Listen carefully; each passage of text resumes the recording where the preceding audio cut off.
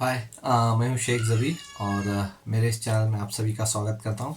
और इस वीडियो पे हम लोग बात करने वाले हैं ICC men's T20 world cup 2024 के एक और एपिसोड में आप सभी का स्वागत करता हूँ।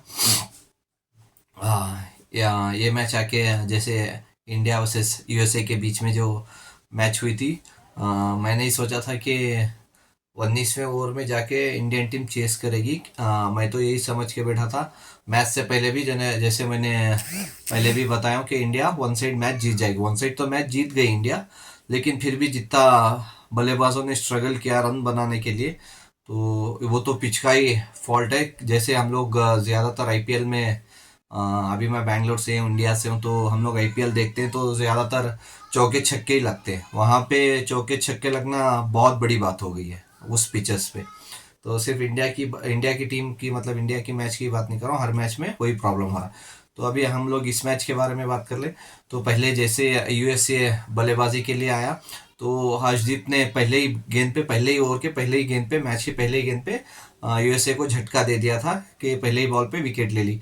फिर उसी ओवर में एक और विकेट ले ली, 2 विकेट वहीं पे यूएसए की कमर टूट गई थी बल्लेबाजी में। तो उतनी अच्छी उसके बाद किसी की पार्टनरशिप बनी नहीं उतनी अच्छी। सिर्फ लास्ट आखिरों में अगर देखते जाए तो आखिर में मेरे सबसे फेवरेट अगर ऑलराउंडर्स में एक बताऊं तो एंडरसन, जो न्यूजीलैंड के हैं, तो अभी यूएसए से खेलते हैं।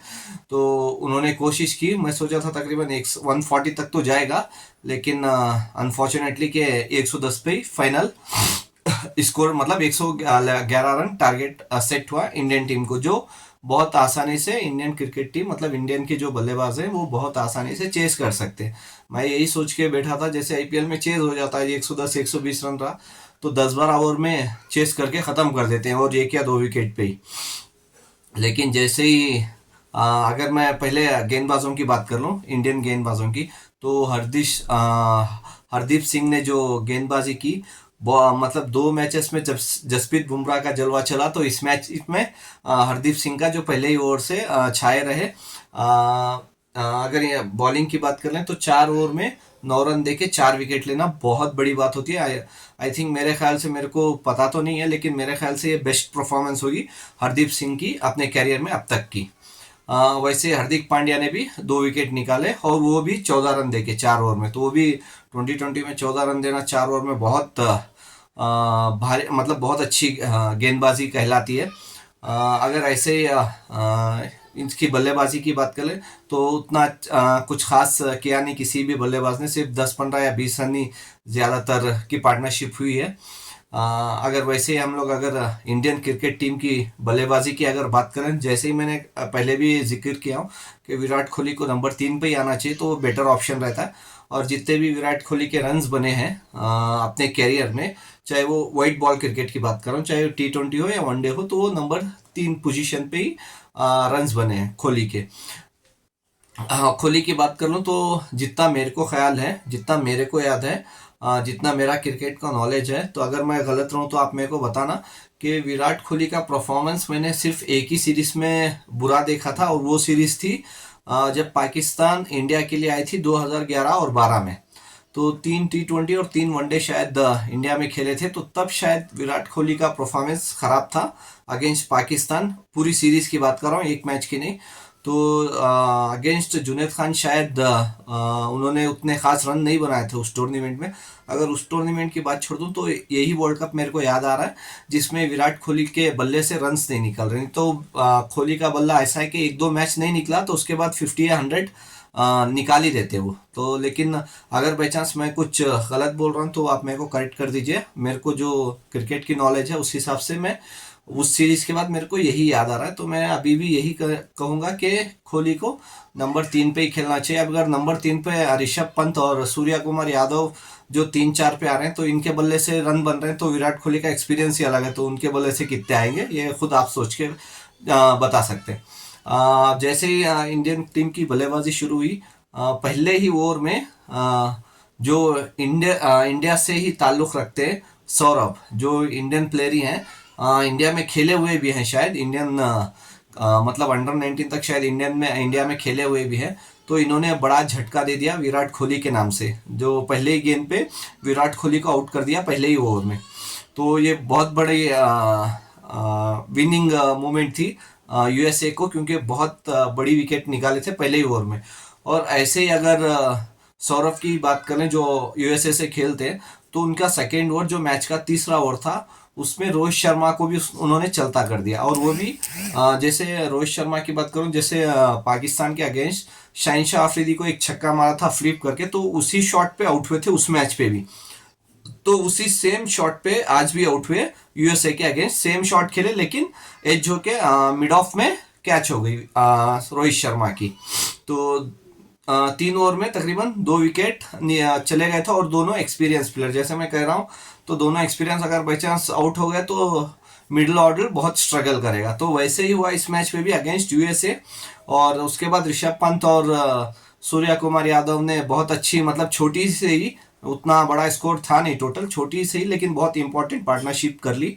और उसके बाद जैसे पंत को जो अली खान, जो वो पाकिस्तान से ताल्लुक़ रखते हैं, वो पाकिस्तानी प्लेयर है, तो उन्होंने बहुत ही अच्छे गेंद डाल के जो ऋषभ पंत को बोल्ड किया। तो उसके बाद थोड़ा सा झटका तो लगा, अगर उसके बैक टू बैक अगर बाई चांस विकेट ले लेते तो शायद यूएसए मैच भी जीत सकती थी। लेकिन उसके बाद जैसे हम लोगों ने आईपीएल में देखा था शिवम दुबे को, तो शायद उस हिसाब से थोड़ा अच्छा परफॉर्मेंस शिवम दुबे का था, क्योंकि आईपीएल के लास्ट मैचेस में, जब चेन्नई के लास्ट मैचेस थे, तो उनका परफॉर्मेंस भी उतना खास नहीं था। लेकिन पाकिस्तान के अगेंस्ट भी उतना खास नहीं था, लेकिन इस मैच में एक विनिंग परफॉर्मेंस बोल सकते हैं। उसके बाद सूर्य कुमार यादव के साथ जो दुबे ने पार्टनरशिप की, और मैच आसानी से उसके बाद इंडियन 7 विकेट से जीत गए। लेकिन इधर पे एक पॉइंट ये भी था, सूर्य कुमार यादव की एक कैच भी ड्रॉप किए थे, सौरभ ने ही कैच ड्रॉप किए थे। आसानी से कैच वो बॉल के नीचे आ गए थे, लेकिन बैड लक उनका था। बॉलिंग में तो गुड लक था, लेकिन फील्डिंग में बैड लक था, जो उनके हाथ से कैच ड्रॉप हो गई। तकरीबन जब वो कैच ड्रॉप हुआ, तकरीबन 40 रन कुछ चाहिए था इंडिया को। शायद वो कैच लेते तो मैच शायद आखिरी ओवर तक भी जा सकता था। जो 20 ओवर 19वें ओवर में हुई है मैच चेस, तो शायद 20 ओवर तक जा सकता था। और इसमें एक और पॉइंट डालना चाहूँगा, इंडियन टीम को इस मैच में 5 रन बोनस मिले, और वो शायद आप लोगों को पता नहीं होगा, वो इस वजह से बोनस रन मिले 5 रन। जो फील्डिंग टीम के कैप्टन थे, तो वो बॉलिंग कराने के लिए, ये नया रूल्स आया आईसीसी का, तो जो बॉलिंग करवा रहे थे अपनी टीम से, जब वो बॉलिंग करवा रहे थे, एक ओवर और दूसरे ओवर के बीच में थोड़ा टाइम लगा रहे थे वो। अभी टाइम तो लगेगा ही, किस हिसाब से प्लानिंग करना, तो 3-4 बार शायद ओवर्स के बीच में टाइम ज़्यादा लग गया, तो इस वजह से पेनाल्टी के रूप में इंडियन टीम को 5 रन बोनस की तरफ से मिले। तो शायद ये 20वें ओवर तक भी जा सकता था अगर वो 5 रन नहीं मिलते तो। उसके बाद अगर हम लोग ऐसे ही यूएसए की प्लानिंग की बात करें, तो मेरे हिसाब से ना, एक पहला T20 वर्ल्ड कप खेल रहे हैं, इतनी अच्छी इंडियन क्रिकेट टीम के, इंडियन बल्लेबाजी के अगेंस्ट इतनी अच्छी प्लानिंग करना बहुत बड़ी बात होती है। वो इसलिए मैं बोल रहा हूँ, एक भी स्पिनर के हाथ से बॉलिंग नहीं कराई। जो हरदीप सिंह कुछ बॉलर का नाम है, तो उनको पाकिस्तान के अगेंस्ट भी बॉलिंग कराए थे, और आयरलैंड के अगेंस्ट भी बॉलिंग कराए थे, लेकिन इंडिया के अगेंस्ट बॉलिंग नहीं कराए। इस वजह से सूर्य कुमार यादव और शिवम दुबे खेल रहे हैं, और 1 या 2 छक्के पड़ गए तो मैच हाथ से निकल सकता है। तो ये बहुत अच्छी प्लानिंग थी कि एक भी स्पिन बॉलिंग नहीं कराए इंडियन के अगेंस्ट, सिर्फ मीडियम पेस और फास्ट बॉलर्स को ही वो बॉलिंग करा रहे थे। तो शायद इस वजह से वो टाइमिंग में थोड़ा लेट हो गए ओवर्स के बीच में, तो इस वजह से 5 रन पेनल्टी का देना पड़ा अंपायर को। इंडिया को 5 रन इसीलिए बोनस मिले थे। अगर पॉइंट्स टेबल की हम लोग इसी मैच की बात करें, तो इंडियन टीम सुपर 8 में पहुंच चुकी है। अब बाकी इंपॉर्टेंट मैच, जैसे मैंने पहले भी कहा, आयरलैंड और यूएसए का मैच बहुत इंपॉर्टेंट रहेगा यूएसए को और पाकिस्तान को, कि कौन सी टीम डी ग्रुप से सेकेंड टीम होगी जो सुपर 8 में जाएगी।